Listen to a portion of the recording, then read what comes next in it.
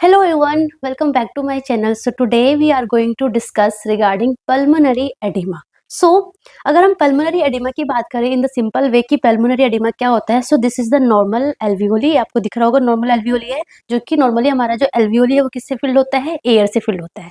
But in that condition आपको दिख रहा है यहाँ पे कुछ fluid सा filled हो रखा है. So pulmonary oedema is the same thing कि इन पल्मोनरी एडिमा बेसिकली जो एल्वियोली है इन स्पाइट ऑफ एयर यहाँ पे क्या होता है फ्लूइड फिल हो जाता है ना. So that is pulmonary oedema. So pulmonary oedema क्या है? It is the abnormal accumulation of fluid in the interstitial spaces and the alveoli of the lungs that is known as pulmonary edema. So basically क्या होता है, ये क्यों हो रहा है, मतलब कि alveoli में interstitial space में बेसिकली फ्लूइड क्यों फिल हो गया? In spite of air fill रहना चाहिए था, तो बट वहां पे फ्लूइड क्यों आ गया है? बिकॉज ऑफ कि देखो जो कॉज है या तो कार्डियोजेनिक कॉज हो सकता है because of the cardiac problem या फिर नॉन कार्डियक प्रॉब्लम हो सकता है. सो एनी प्रॉब्लम हो, बट बेसिकली क्या होगा कि जो फ्लूइड है ना, extra fluid leak from the lung capillaries into the interstitial space. So basically क्या होगा कि जो कैपिलरीज है ना, कैपिलरीज से फ्लूइड का लीकेज स्टार्ट हो जाएगा. कैपिलरीज से फ्लूइड का लीकेज स्टार्ट हो जाएगा एंड वो जो फ्लूइड जो लीक होगा वो कहाँ आके जमा होंगे? वो हमारे आके एल्वियोली के इंटरस्टिशियल स्पेस में आके जमा हो जाएंगे. ठीक है ना. सो एक्स्ट्रा फ्लूइड लीक, अब वो एक्स्ट्रा फ्लूइड कैसे होंगे वो आगे हम पढ़ने वाले हैं. ठीक है ना. So extra fluid leak from the lung capillaries into the interstitial space and the alveoli and this fluid block the oxygen movement. So normally हमारा एल्वियोली में एयर फिल होना चाहिए था, बट यहाँ पे क्या हुआ, जो कैपिलरीज प्रेशर बढ़ रखी है, सो बिकॉज ऑफ दैट जो फ्लूइड लीकेज हो गया, फ्लूइड लीक हुआ है, फ्लूइड जो वो फ्लूइड आगे कहाँ इकट्ठा हो गया? हमारे एल्वियोली में इंटरस्टिशियल स्पेस में आके जमा हो गए, इकट्ठा हो गए. एंड अब वहां पे नॉर्मली क्या था, हमारा एयर था. सो प्रॉपर ब्लड आ रहा था, प्रॉपर ऑक्सीजन और CO2 का क्या हो रहा था, गैसियस एक्सचेंज हो रहा था. अब यहाँ पे एयर नहीं है, क्या है? फ्लूइड है. अब फ्लूइड है तो प्रॉपर ऑक्सीजन का मूवमेंट नहीं होगा. जो ब्लड आएगा, ब्लड को तो प्रॉपर ऑक्सीजन नहीं मिलेगा, सो प्रॉपर गैस का एक्सचेंज नहीं होगा, जिसकी वजह से आपको ब्रेथलेसनेस हो गया, है ना, क्या बोलते हैं, टेकिपनिया हो गया, कफ हो गया, ये सारे सिम्टम्स आपको दिखने को मिलेंगे. ठीक है ना. सो अगर हम पल्मोनरी एडेमा की बात करें तो जब मैंने आपको हार्ट फेलियर पढ़ाया था तो मैंने आपको बताया था कि left side heart failure will lead to pulmonary edema. So जो पल्मोनरी एडेमा की बहुत सारे कार्डियोजेनिक कॉज भी होता है और नॉन कार्डियोजेनिक कॉज भी होता है. सो अगर हम कार्डियोजेनिक पल्मोनरी एडेमा की बात करें, so basically most important is the left ventricular failure, मतलब हार्ट फेलियर. हार्ट फेलियर भी हमने पढ़ा था लेफ्ट साइड और right side heart failure. So basically अगर लेफ्ट वेंट्रिकुलर हार्ट फेलियर होगा ना, तो बेसिकली क्या होगा, लेफ्ट साइड अगर हार्ट फेल हो गया, लेफ्ट वेंट्रिकुलर फेल हो गया, तो प्रॉपर ब्लड पंप आउट नहीं कर पाएगा. सो लेफ्ट वेंट्रिकल अगर प्रॉपर ब्लड पंप आउट नहीं कर पाएगा, सो ब्लड वो कहाँ जाएगा? लेफ्ट एट्रियम में जाएगा. अब लेफ्ट एट्रियम से कहाँ जाएगा? लेफ्ट एट्रियम से हमारा जाएगा हमारे लंग्स में. तो लंग्स की कैपिलरीज प्रेशर इंक्रीज होगी. अब वहां पे प्रेशर इंक्रीज होगी तो लीकेज होगा, फ्लूइड कहाँ पे जमा हो जाएंगे? हमारे इंटरस्टिशियल स्पेस में, हमारे क्या बोलते हैं, एल्वियोली में. ठीक है ना. सो कार्डियोजेनिक पल्मोनरी एडिमा का जो कॉमन कॉज है that is the left ventricular failure हो गया, लेफ्ट वेंट्रिकुलर हाइपरट्रॉफी हो गया, डिसरिथमिया हो गया, लेफ्ट वेंट्रिकुलर वॉल्यूम ओवरलोड हो गया, या फिर लेफ्ट वेंट्रिकुलर आउटफ्लो ऑब्स्ट्रक्शन हो गया. लाइक इन कार्डियोमैथी पढ़ा ना, कार्डियोमायोपैथी पढ़ा था आपने. सो कार्डियोमायोपैथी हो गया ना, उसमें आपको लेफ्ट वेंट्रिकुलर आउटफ्लो ऑब्स्ट्रक्शन मैंने बताया था. सो इन दैट केस में आपको क्या देखने को मिलेगा? पल्मोनरी एडिमा देखने को मिल सकता है. ठीक है ना. एंड अदर कॉज हमारे होते हैं non cardiogenic pulmonary oedema. Non cardiogenic basically क्या है कि कार्डियक सिस्टम में कोई प्रॉब्लम नहीं है, प्रॉब्लम कहाँ है? लंग्स में प्रॉब्लम है. सो लाइक लंग्स में कुछ इंजरी हो रखी है, जैसे कि हमारा लाइक ARDS हो गया, एक्यूट रेस्पिरेटरी डिस्ट्रेस सिंड्रोम हो गया, या फिर सेप्सिस हो रखा है, या फिर न्यूमोनिया हो रखा है. सो बेसिकली क्या हुआ है, अगर ये सारे कॉज है तो बेसिकली इसमें क्या होगा, जो कैपिलरी परमिएबिलिटी है ना वो इंक्रीज हो जाती है. कैपिलरी परमिएबिलिटी जो है वो इंक्रीज हो जाती है, तो क्या होगा, जो हमारी जो कैपिलरीज है ना, बेसिकली ये जो हमारा नॉन कार्डियोजेनिक पल्मोनरी एडिमा है ना, उसमें क्या होता है कि जो कैपिलरी की जो परमिएबिलिटी है ना वो इंक्रीज हो जाती है. मतलब कैपिलरी की परमिएबिलिटी अगर इंक्रीज हो जाएगी तो क्या होगा, वहां से जो फ्लूइड है, प्रोटीन है, वो क्या हो जाएंगे? लीक होने लग जाएंगे, है ना. सो जो हमारा जो कैपिलरी जो मेम्ब्रेन है वो मतलब उसमें डिस्ट्रप्शन हो गया है, जिसकी वजह से जो फ्लूइड हो गया और हमारा प्रोटीन हो गया वो लीक हो जाएगा, एंड लीक होके वो कहाँ स्टोर हो जाएंगे, वो हमारे इंटरस्टिशियल स्पेस में स्टोर हो जाएंगे, है ना। सो बेसिकली ये क्यों हो रहा है, जो हमारा बैरियर लूज होने की वजह से, है ना, इंजरी होने की वजह से। सो ये हमारा ARDS हो गया, सेप्सिस और निमोनिया में ये सब होते हैं। और कुछ हमारे हाई एल्टीट्यूड की वजह से भी हाई एल्टीट्यूड की वजह से भी पल्मोनरी एडिमा देखने को मिलता है। सो बेसिकली हाई एल्टीट्यूड की वजह से पल्मोनरी एडिमा क्यों होता है कि जैसे कि हाई एल्टीट्यूड पे जाते हैं तो आप सबको पता है हाइपोक्सिया होता है ना, ऑक्सीजन कम होता है।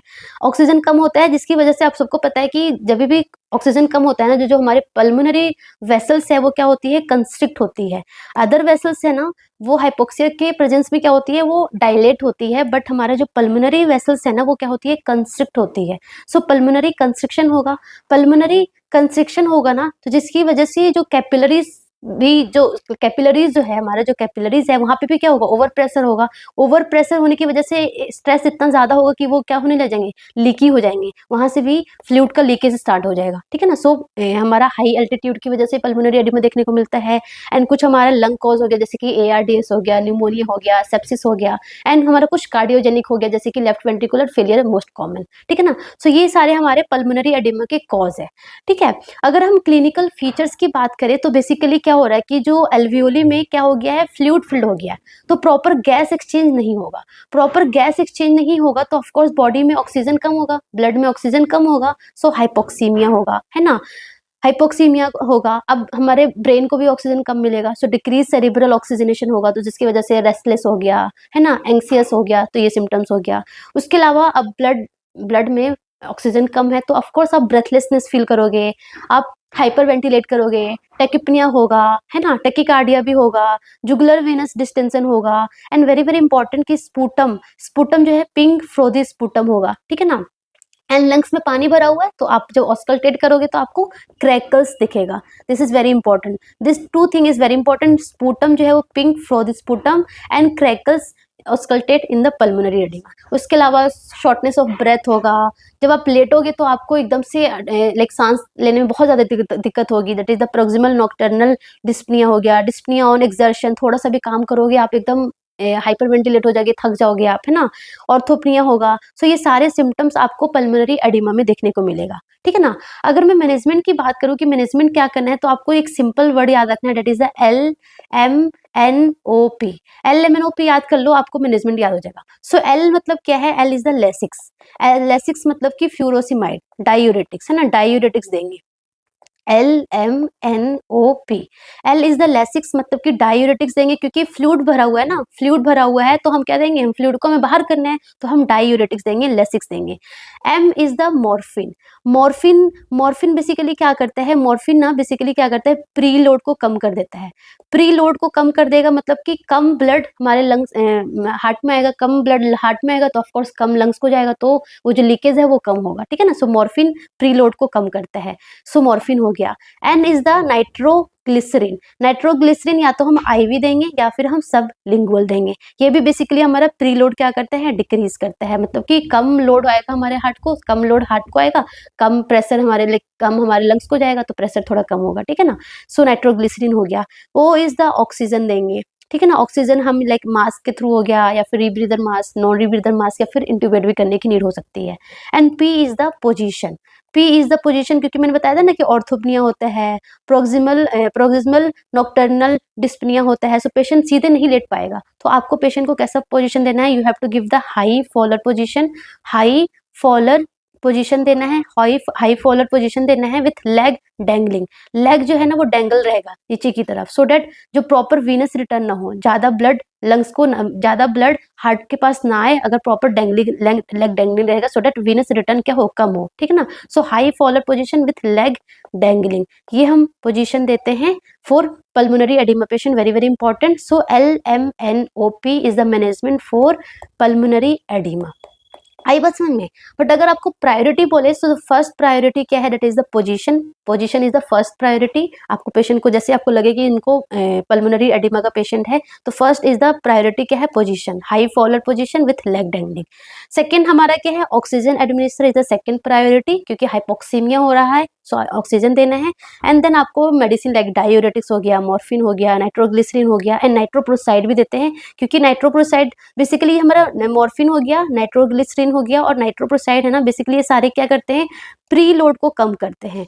प्री लोड को कम करना मतलब कि कम ब्लड हार्ट को जाएगा, कम ब्लड हार्ट को जाएगा, कम ब्लड हमारा लंग्स को जाएगा, ठीक है ना। सो बेसिकली कम प्रेशर होगा तो कम लीकेज होगा, ठीक है ना, ऐसे है। और नाइट्रोप्रोसाइड और ये हमारा क्या बेसिकली ये ना नाइट्रोप्रोसाइड जो हमारा आफ्टर लोड भी कम कर देता है, आफ्टर लोड भी कम कर देता है, तो बेसिकली क्या करेगा कि ज़्यादा जो भी ब्लड हमारे हार्ट को आया वो प्रॉपर बाहर भी जाए, इसलिए जो हार्ट है वो बाहर वो ब्लड को बाहर कर पाए, है ना, सो डेट ज़्यादा अंदर रहेगा ही नहीं। सो प्री लोड और आफ्टर लोड दोनों ही कम करते हैं। ये बेसिकली काम होता है हमारा मॉर्फिन, नाइट्रोग्लिसरीन एंड नाइट्रोप्रोसाइड का। सो ये हमारा मैनेजमेंट है for pulmonary oedema. So that's all about pulmonary oedema. बहुत शॉर्ट टॉपिक है, जो इंपॉर्टेंट चीज़ें हैं मैंने बता दिया कि most common cause is the left ventricular failure या हाइपरट्रॉफी, जो भी बोलो आप, ठीक है ना। नॉन कार्डियोजेनिक में हमारा ARDS, एप्सिस और हमारा क्या बोलते हैं हाई एल्टीट्यूड की वजह से भी पल्मोनरी एडिमा होता है, बिकॉज ऑफ द पल्मोनरी वेजोकंस्ट्रिक्शन की वजह से मेनली, ठीक है। और ये हमारा LMNOP इज द मैनेजमेंट। ये हमारा क्लिनिकल फीचर्स है।